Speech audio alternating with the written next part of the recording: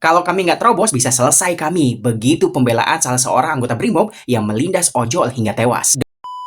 Dalam proses interogasi yang dilakukan oleh Propam Polri pada 7 tersangka anggota BRIMOB yang melindas ojol hingga tewas, salah satu tersangka membela diri dengan mengatakan, pada saat itu dia mengaku tidak memperhatikan orang-orang di jalanan. Saya tidak mengerti posisi orang karena saya tidak memperhatikan orang kanan kiri, Pak. Saya nggak merhatikan itu sopir atau siapa. Dia juga mengatakan bahwa pada saat itu jalanan dipenuhi oleh batu-batu. Sekarang kan batu semua sih, batu. Iya. Di saat itu jalanan itu sudah banyak batu, Pak. Jadi saya nggak ngerti apakah itu.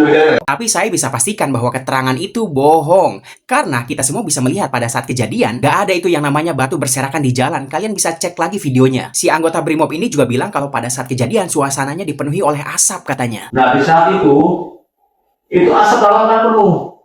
Asap itu penuh, jadi saya bakalan tembak. Saya itu fokus ke depan, Bang.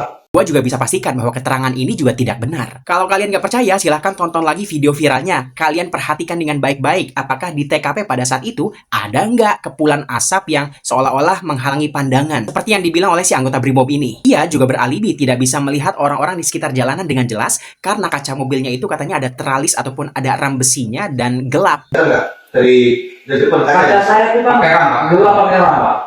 Mobil saya itu pakai ram gelap. Jadi mereka terpaksa menerobos kerumunan massa karena kalau tidak mereka bisa selesai di situ katanya. Jadi saya hantam aja.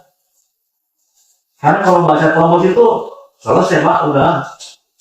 Masa penuh ya. Tapi jujur gue nggak bisa terima semua alasan itu. Alasannya kalian harus tahu. Pertama, mobil yang dikendarai oleh 7 anggota BRIMOB ini adalah kendaraan taktis yang biasa digunakan dalam kondisi perang. Ini mobil lapisannya baja, punya fitur perlindungan balistik. Contohnya saja, mobil rantis jenis Barakuda 4x4 yang dikendarai 7 anggota BRIMOB pada saat kejadian. Modelnya aja, mobilnya tinggi, besar, dan bahkan beratnya bisa mencapai 12 ton. Ini mobil anti peluru, anti ledakan ringan. Jadi kalau cuma dilemparin oleh bom molotov doang nggak ngaruh apa-apa. Apalagi kalau cuma dilemparin batu ya nggak akan kerasa apa-apa orang yang ada di dalamnya karena nih mobil punya fitur canggih. Makanya ketika si anggota BRIMOB ini bilang tidak bisa melihat orang-orang di sekitar jalanan karena kaca mobilnya gelap, karena ada teralis ataupun karena ada ram besinya, itu konyol. Karena mobil ini memang didesain untuk digunakan dalam kondisi perang. Dan mobil ini juga punya teknologi canggih, jadi kayaknya nggak mungkin kalau si supir ini nggak bisa melihat apa-apa dari dalam karena kepulan asap, karena ada batu-batu di jalanan, karena kacanya gelap dan lain sebagainya. Itu semua hanya alasan karena kebenarannya sudah kita saksikan secara langsung.